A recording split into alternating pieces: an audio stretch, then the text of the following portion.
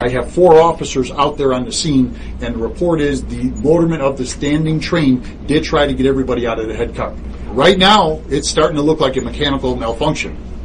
And that's easy to say, but hard to explain.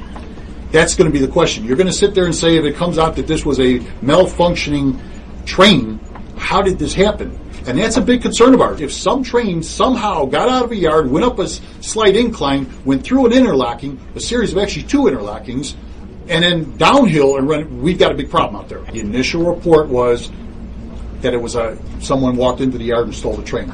We found that hard to believe and still find it hard to